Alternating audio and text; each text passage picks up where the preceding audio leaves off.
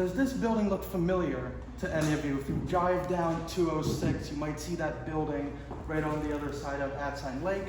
But this is really the sort of largest building left in what was a large village of almost 700 people by the time of the early to mid 19th century.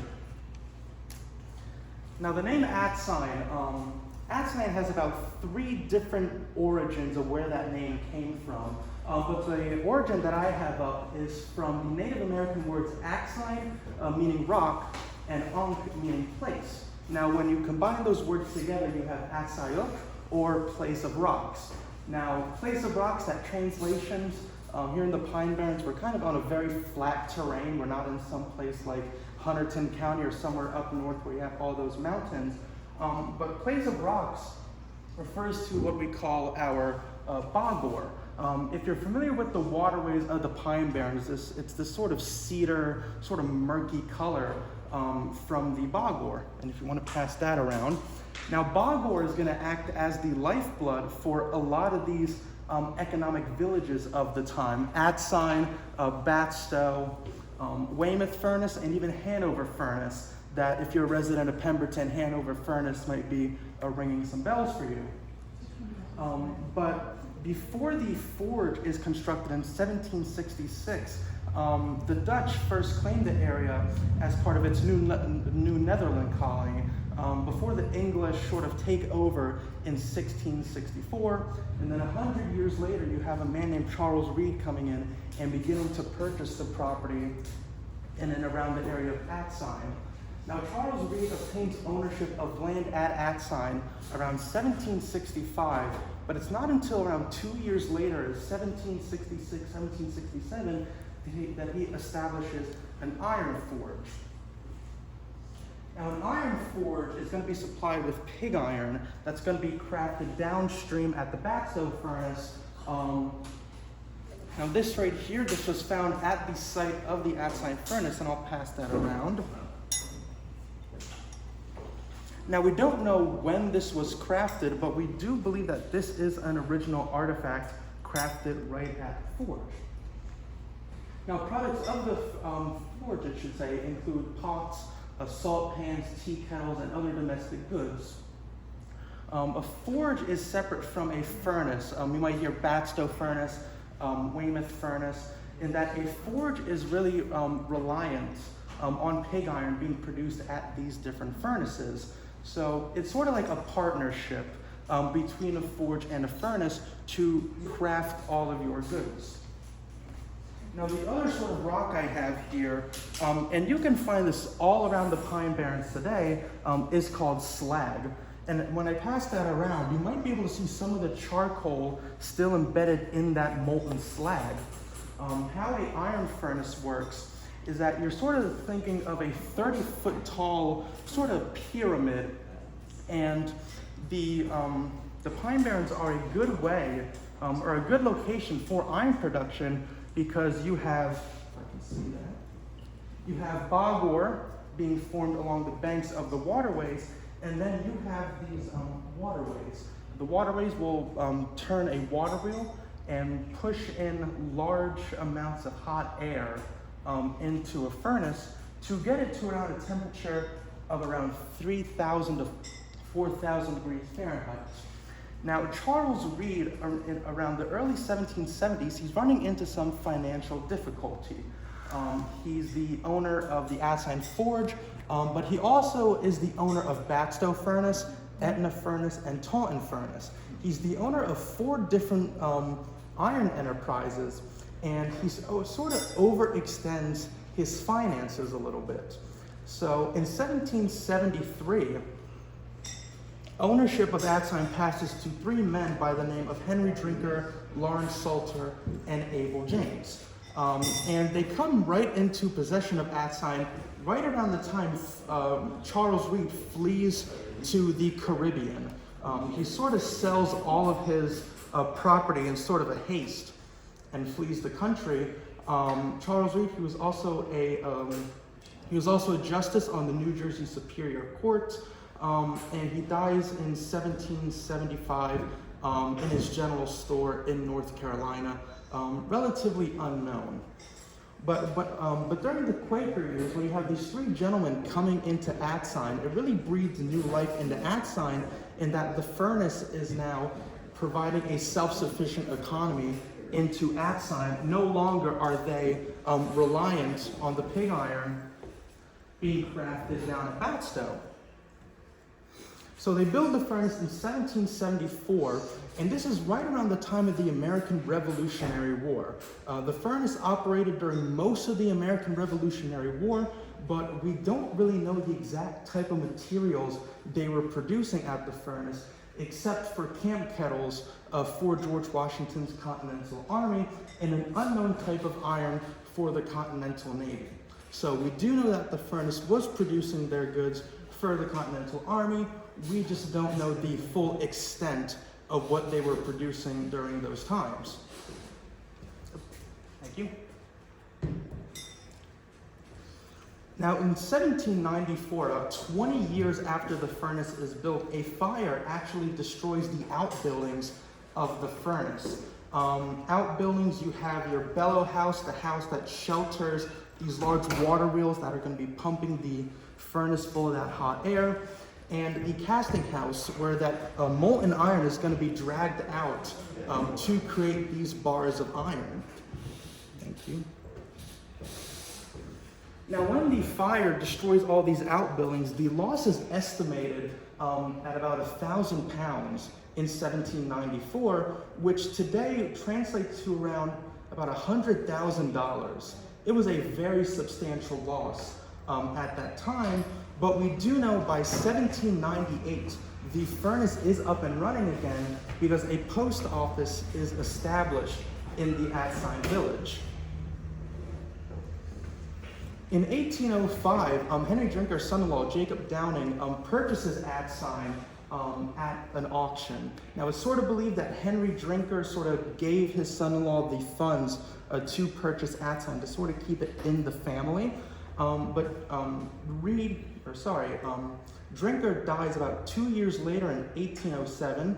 But under Downing, Atsion is still prospering. Our main product is going to be 6-plate stoves. And on display here, or on the presentation, I have a 6-plate stove that was casted at the Atsion furnace during the Downing years. And this stove is actually on display at the Old Broad Street Church in Bridgeton, New Jersey. And there's actually 2 of them that are still down there that have really not been moved in close to 200 years. But by 1815, even Downing was running into some financial difficulties. 1815, the post office is moved out of Atsion, about 8 miles away to Suey's Inn, and that sort of leaves us with the indication that there was some sort of economic downturn if the post office is moved out of Atsion to about 8 miles away. So 4 years later, in 1819, Samuel Richards had begun purchasing the lands around Atsion from the Drinker and Downing estates. And if the name Richards sounds familiar, if you've been to Batstow or if you've taken one of my tours at Atsion, the Richards name is going to sound a bit familiar to some of you. So right here I have that 6-plate stove crafted by Jacob Downing, and you can actually see the name Jacob Downing stamped onto it. And then right here you have Atsion furnace stamped or molded onto the side of that casting. Now, fast forwarding to 1823, there is a very well-known historian coming out of Philadelphia named John Fanning Watson, who sort of describes the state of Atsion as you're sort of traveling through New Jersey. And the quote reads, "Was much interested to see the formidable ruins of Atsion Ironworks." This is about 27.5 miles into their journey. "They looked as picturesque as the ruins of abbeys in pictures.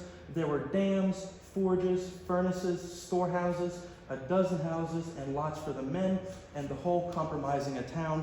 And he goes on to explain that the Atsion that we know today was much different even before Richards purchased the property in 1819. Now, Samuel Richards purchases the Atsion property in 1819. Samuel Richards, he's this well-known ironmaster for the time. Richards is also going to be the owner of the Weymouth furnace down near Black Horse Pike today. He's also going to be the older brother of Jesse Richards, who's going to be the ironmaster down at the Batstow furnace. By 1824, a year after that quote I showed you, Richards puts the furnace back into blast. And it's really during the Richards era that Atsion has its greatest prosperity under the management of Samuel Richards. At one given time during the Richards era, there were about 700 people residing in Atsion. The iron furnace was producing an annual profit of around $20,000, which is today close to $670,000 a year in profits. And they were casting about 200 tons of iron a year. 2 years after the furnace is put back into blast, Samuel Richards built his grand mansion that you see in Atsion today. He establishes a general store for the village in 1827 and a church in 1828. Now, the furnace is converted to hot blast around 1830. And what hot blast means is that they were warming up the air before being pumped into the furnace. The theory is that it saves on fuel costs and needs less fuel. Now, the Atsion mansion, Richards sort of establishes this mansion at Atsion in 1826. And he established it as more of his summer country home rather than his full-time residence. The water supply in Philadelphia, where his main residence is going to be at the time, was said to be not to the best drinking quality. We'll put it that way. It was always said that if you took a glass vial and you dip it into the sort of Delaware or Schuylkill rivers, you're taking up more motor oil than this sort of clean drinking water. And unfortunately, this water supply kills Samuel's first wife and a few of his children. So he builds this mansion in 1826 to get away from all of the sort of hustle and bustle of Philadelphia in the 19th century. The mansion features a Greek Revival styling, and Greek Revival is really the popular architectural style of the time in the early 19th century. The mansion contains 20 rooms, 10 bedrooms on 2 floors, and a 50-foot ballroom, or if you ever take a tour, we sort of refer to it as the parlor rooms. But we know that Samuel Richards was, in addition to the Iron Master, I kind of like to call him the Party Master. Samuel Richards, he threw these large parties in the mansion, and that's really what you're going to do if you're the upper class in Philadelphia of the day. You're going to invite your best buddies to your summer home, and you're going to throw these large parties in your new mansion. Now right here I have a picture of the mansion from around 1923, almost 100 years after it was constructed, and you can see the state of deterioration that has set in. Window panes are missing, some of the stucco has begun peeling off, and you'll notice that on the back portico there are 2 people. Now those 2 people, they're squatters. They kind of just moved in and are essentially camping out in the mansion.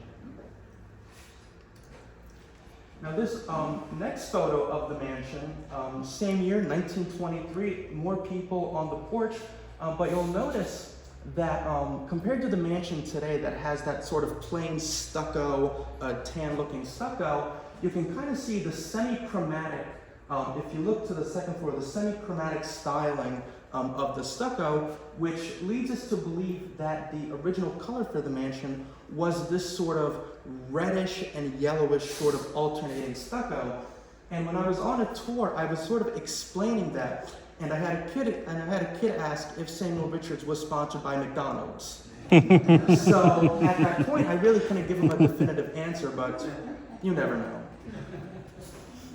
And this is the mansion right after the restoration in 2009. This was taken, I want to say around 2012 when tours began at Atsion. You can see that it's that tan stucco, the shutters are painted this bright, vibrant white. Unfortunately, doesn't look like that anymore. Still needs a lot of work to be done. But if you've ever gone to Atsion and you've toured the mansion, the building next to the mansion was the general store. The general store was built in 1827 by Richards to act as this sort of a main community hub for the villagers. You could go to the Atsion general store, you could get clothing, sugar, coffee, and your other daily needs. But the one sort of trouble of working in Atsion was that it was a company town. And a company town is, you're paid in what's called script. Script is only good at the general store.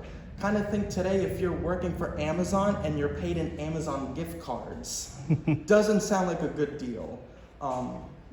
But the post office was moved back to Atsion around 1834, with Samuel Richards serving as the postmaster until his death in 1842. And it served as a general store until 1946. There's actually there's an interesting photo of the general store from around the 1940s, and you can actually see a gas pump next to the general store, which leads us to believe that this served as a sort of gas station in the mid-1900s, right around World War II. Unfortunately, when it closed in 1946, there was a gas shortage or fuel shortage brought on by the war, which unfortunately was the final nail in the coffin for the general store, until the 1960s, when the state of New Jersey restores the store into a ranger station, or today what we know it as the Atsion office. So here I have two photos of the general store. This is taken right around the time of the state purchase in 1954. And on the other side, the vertical photograph is taken around 1907. And I want to thank Paul Schopp for lending me some of his photographs to use in this presentation. But you'll notice today, or I have one more slide that shows the general store still as an active general store. You have the mansion to the back, and then this woman standing right there. Now that woman's name is Ruth Etheridge, and the Etheridge family were the caretakers of Atsion from 1895 until her father's death in 1923. Here he was the caretaker during the Joseph Wharton years, starting in 1892. Now this is the general store today. You'll notice that it looks much different to what it looked like in the 1920s. One point of difference is the belfry at the top has been removed, and there's some different stories to this belfry, which sounds interesting, but there's always this urban myth that the general store was used as a monastery because this popular urban myth arose of this belfry, but we really believe it was just used for ventilation for the general store rather than a monastery. Now, if you drive on Quaker Bridge Road today, you'll pass this white building if you look to your left, and that was the church built by Samuel Richards in 1828. He builds it to serve all denominations, and there are villagers actually buried next to the church in the cemetery. Now, the church still remains an active church today as Grace Bible Baptist Church. It sort of moves between denominations. Originally serving all denominations, it moves to a Presbyterian church, then an Episcopalian church, a Catholic church, and then today it is now a Baptist church. So this is a photo of the church from right around 1923. And this is the church today, still being used as Grace Bible Baptist Church. You can see they put on a extension onto the church. Now, approaching the later Richards era, Samuel passes away in 1842. And when Samuel passes away, he gives management of the ironworks to his daughter, Maria Lawrence. And Samuel has two children with his second wife. He has Maria Lawrence, the eldest daughter, and William Henry, the younger son. And you would think for the 19th century that it would usually be the son inheriting this, the ironworks business. But Samuel sort of sees, as William is growing up, that William really wants nothing to do with the iron industry. So he gives the ironworks to his daughter, Maria Lawrence. And Maria Lawrence marries a man named Willie Moulton Fleming in 1849. And this is right around the time the iron industry has all but collapsed in the Pine Barrens. While bog ore, it is a renewable resource. It takes around 70 to 80 years to fully replenish.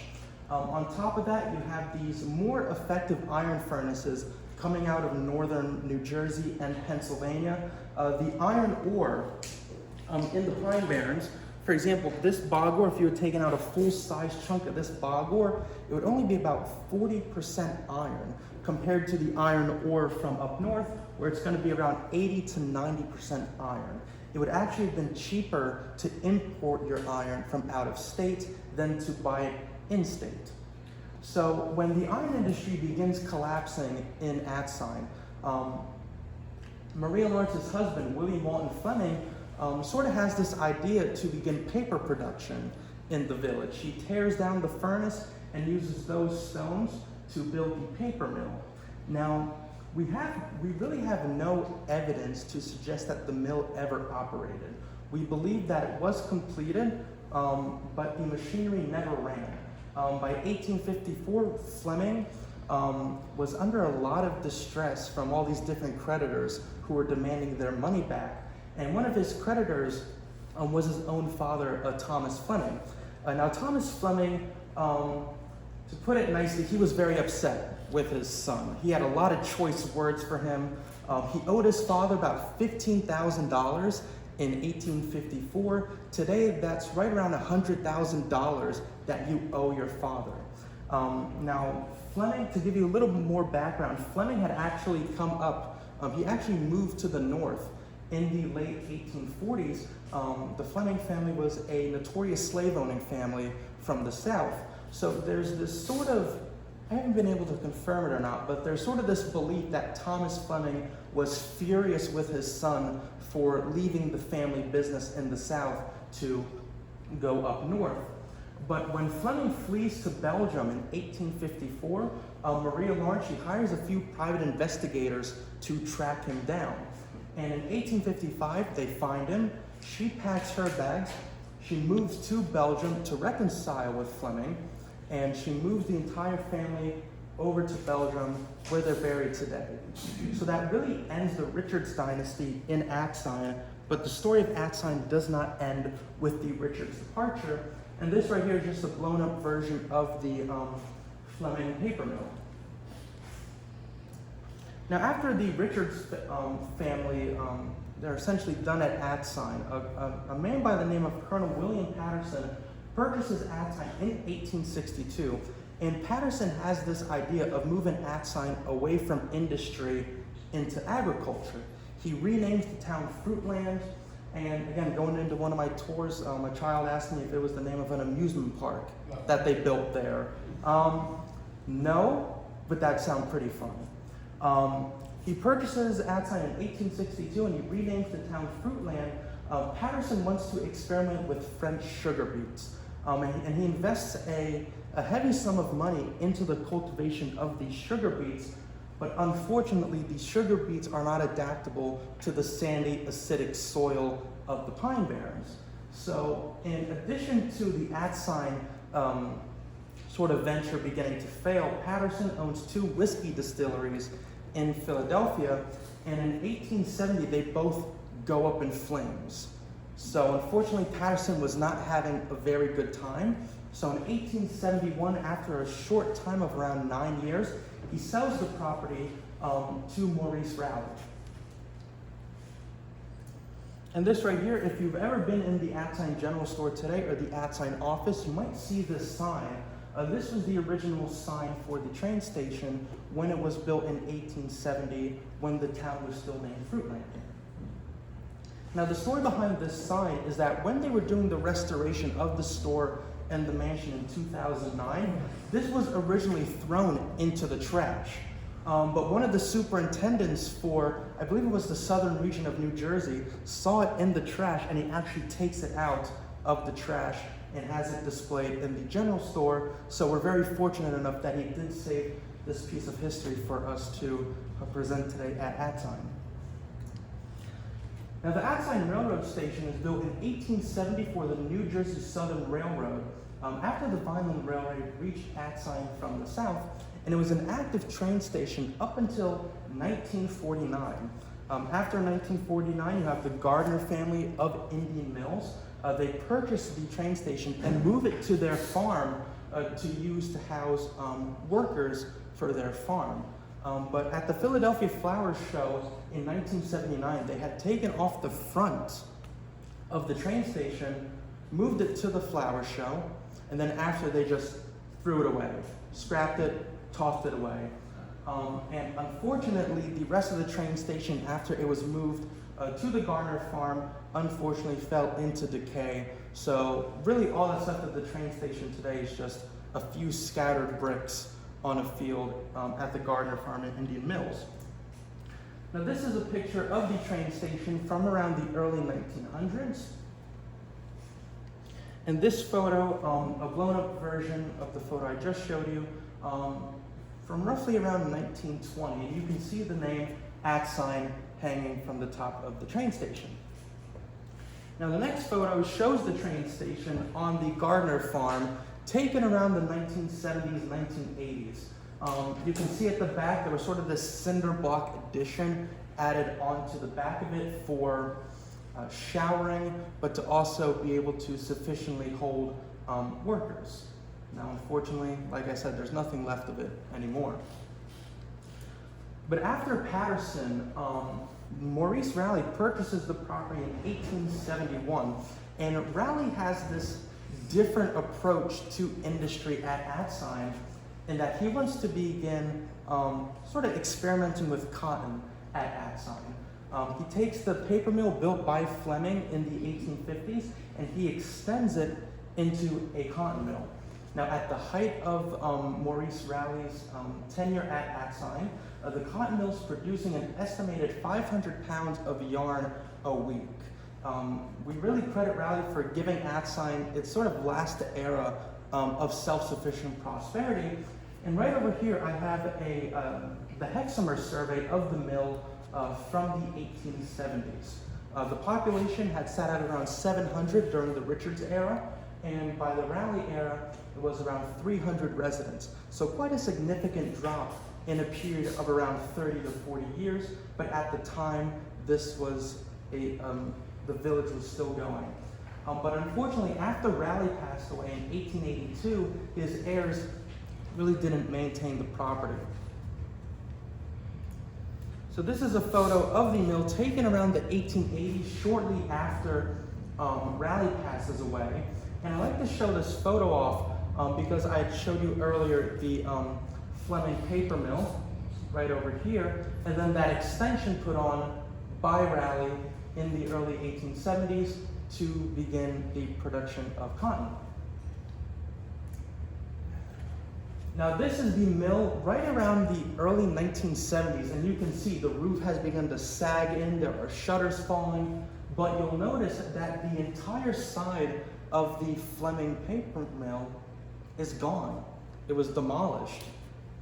Now unfortunately, in March of 1977, a group of teenagers broke into the mill, set it on fire, and unfortunately all that's left of the mill today is the chimney. Now a lot of people confuse this for the iron furnace, but the chimney where that hole is, that was actually the main gas line into the boiler house for the cotton mill. The cotton mill did have gas lighting installed by Raleigh. And I showed you that map earlier of Atsion during the Richards era, but this is the map of the village around the Raleigh era. You have the cotton mill right over there. You have the mansion sort of up here. And then this building right here with GM, that was the grist mill for the village. Now the grist mill is built right around the 1830s during the Richards era, but in the early 1900s, the grist mill is actually struck by lightning and burns down, and it was never rebuilt. Any ruins of the grist mill today are underneath the highway of Route 206.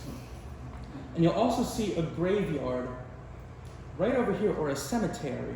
I mentioned earlier there was a cemetery next to the church, which you can see right up there.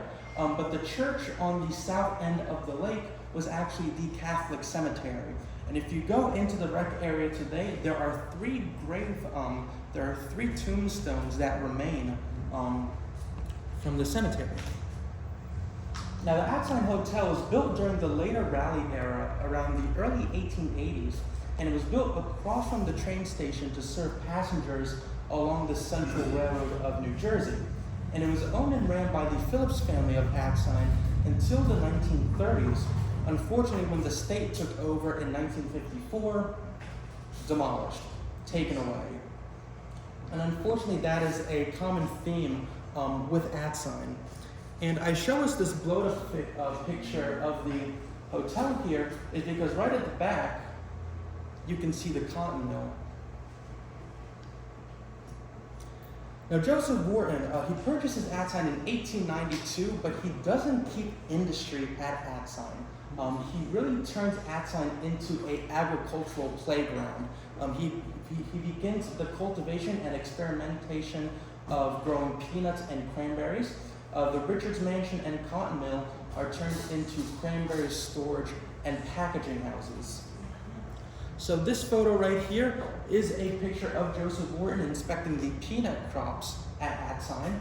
And that little building right over there that you can kind of see to the side is the back end of the church. Now, if you were to look north from the church in the 1920s, or during the Wharton years, you would just see fields of peanuts, and then behind the tree line, cranberry bogs. Now this right here, this is a picture of members of the Wharton and Lippincott families in front of the cotton mill when it was being used for the packing and sorting of cranberries. So you have the family right down here, and then over here you have a giant collection of cranberry boxes. Now the Wharton barn, Wharton constructed a barn for the horses and mules across from the mansion.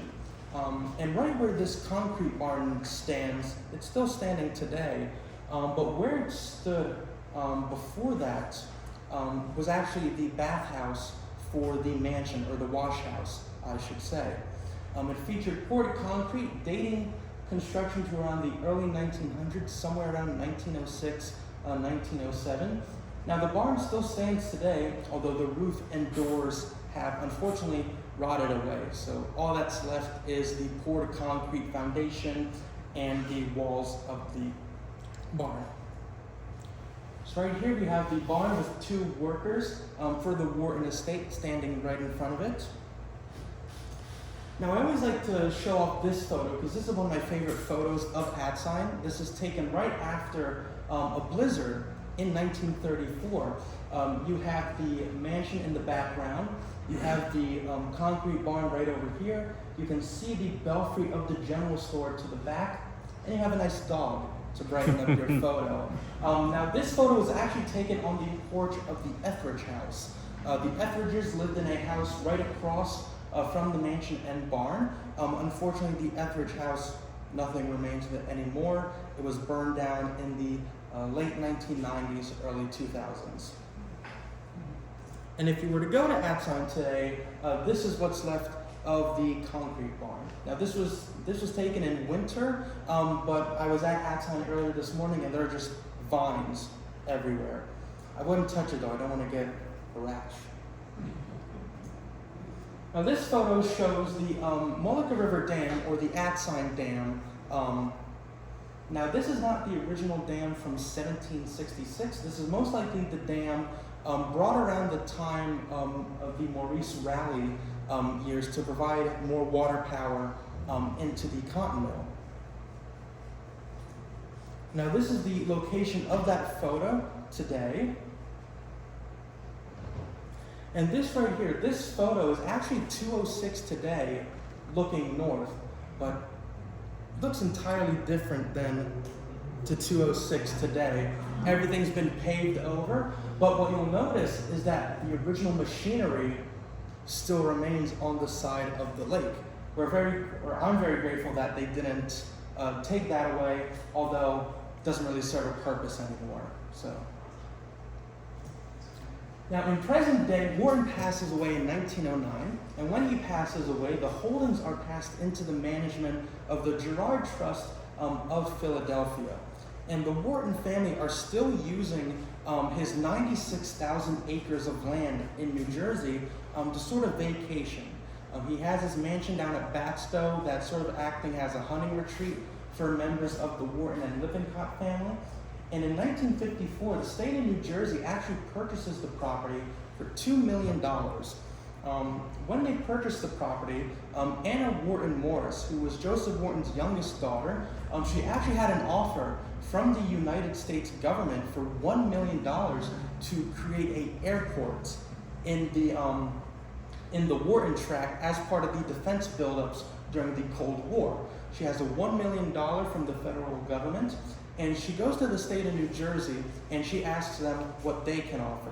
So the governor at the time, he sets aside $2 million to purchase the 120,000 acre tract, and thankfully she took that offer. We have Wharton State Forest today. In 1977, the state constructed the Atsion Recreation Area, and if you've ever gone swimming, you can thank us for that. And in 2009, the Mansion and General Store went through a $1.3 million restoration, but that wasn't the first restoration done of the mansion. The first restoration was done in the 1960s. There was sort of a smaller one done in the 80s to just repair some stucco, but a full interior, exterior restoration was done in 2009. So I want to thank you all for attending my presentation today, and if you have any questions, feel free to ask me. Yes? Two things. One, I've lived here my whole life. I taught New Jersey history at 4th grade forever, and I never knew cotton and peanuts were grown as I should clarify.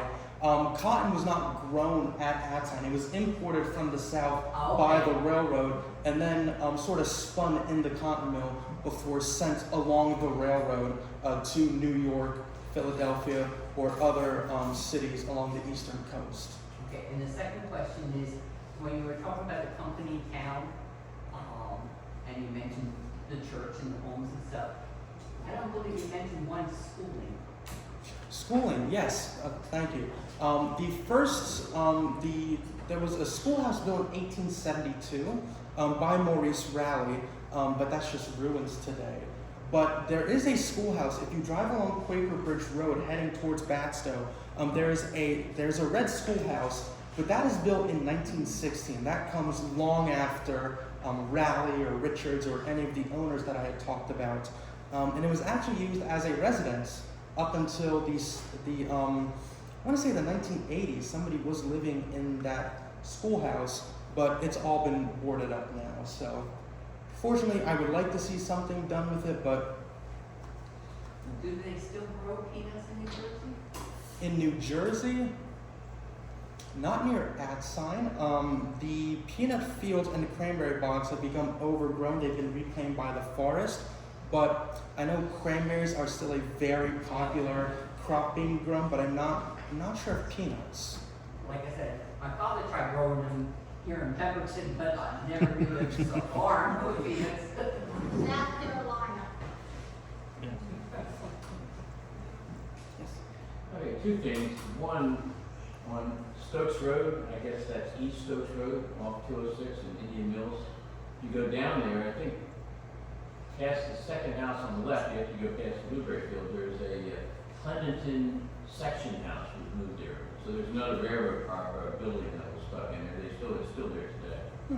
And like our section house here. And then the other one, you mentioned 700 people lived there. What did they do? Were they workers or families or both? What? So of the 700 people, you had the furnace, which is sort of the main employment in the village, but you also had clerks for the general store. You had people, there were about 3 sawmills at the time. There were also blacksmith shops, as well as, I think the other one.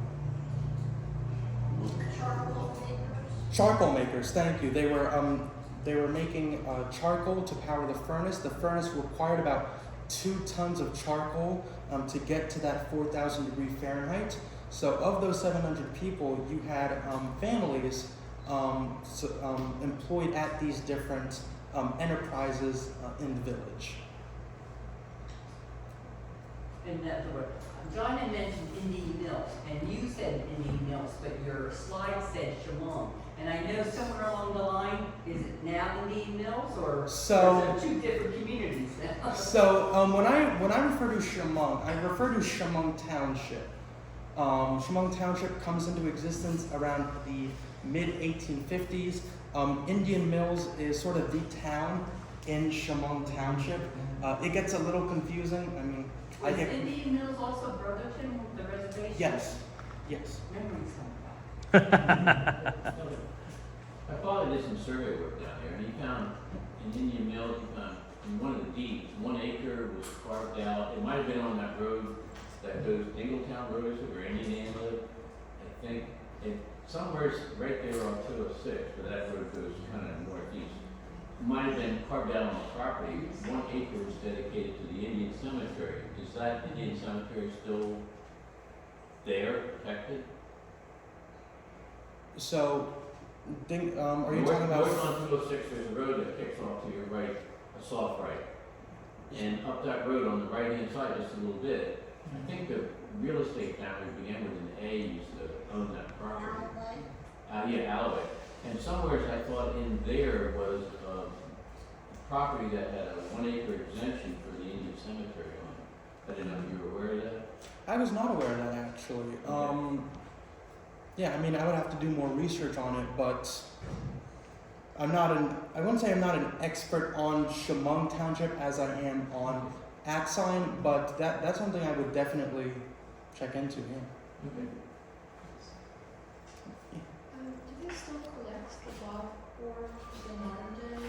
So in the modern day, you do have, you sort of have people when they're kayaking take pictures of bogboard beds that have replenished, but the bogboard industry, the last time bogboard was harvested was around the 1840s, 1850s, and especially now with the furnaces still operating in North Jersey and northern Pennsylvania, like I was mentioning earlier, bogboard only about 40% iron.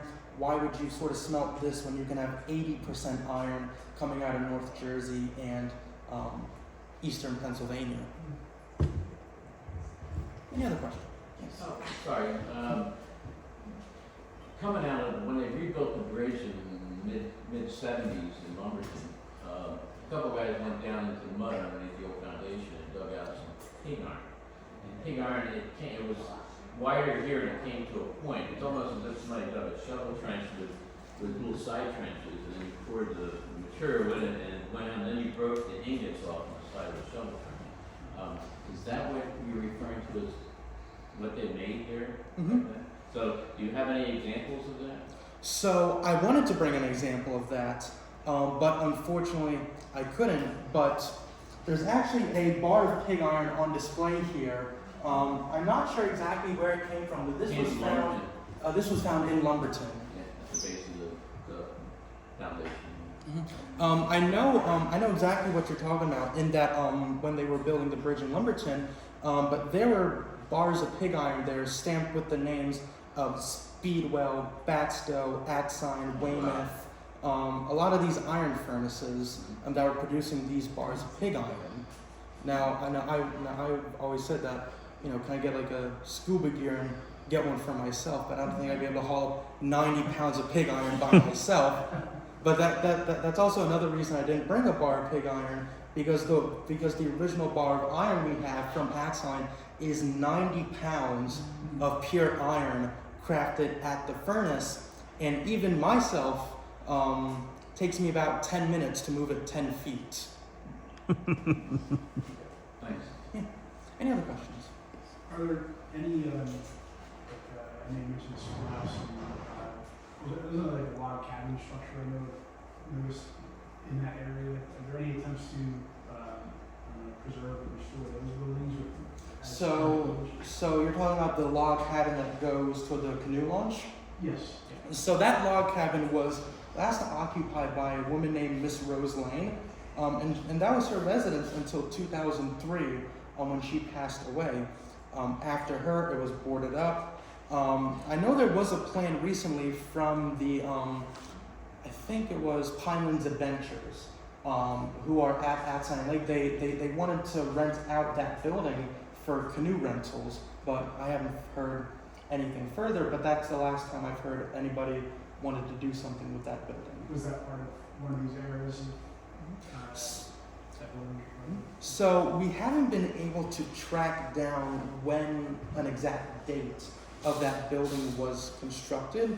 My guess would be around the Raleigh years, 1870s, but I'm not 100% sure. That's kind of the only building that I'm not 100% sure about, because it's a very unique building for Atsion to be made of that sort of log material.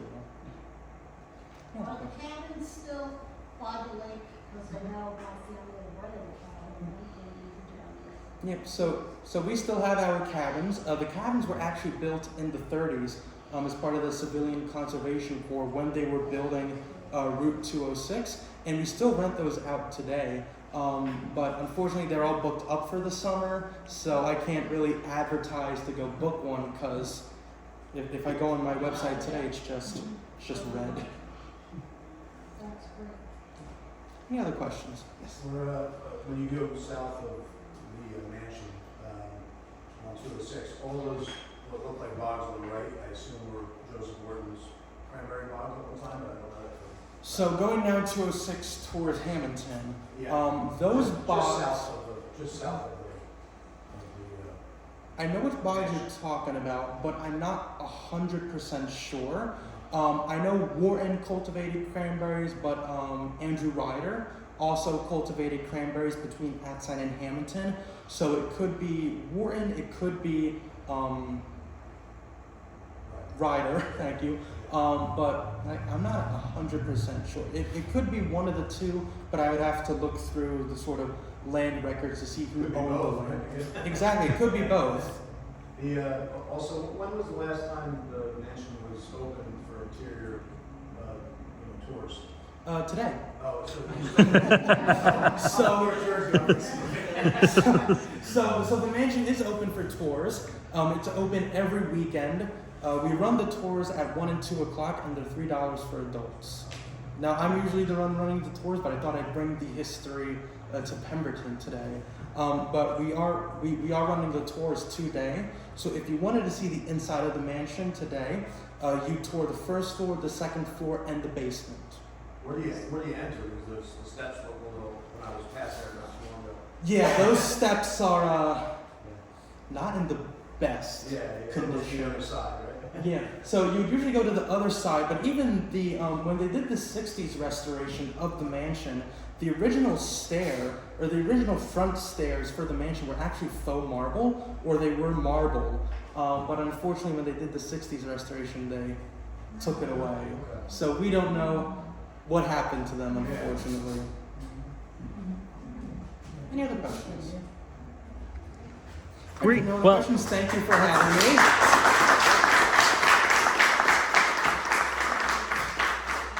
Nick's going to hang around for a little while. We're going to take about like a 15-minute break because we're going to have our membership meeting afterwards. Nick's, like he said, is going to give a tour later today at Atsion. So if you're interested in getting a tour at the actual location, you can meet him over there. So just an idea. Cool. Thank you so much. And everybody's welcome to stay for our meeting. Yes, please, please. Oh, and also, as you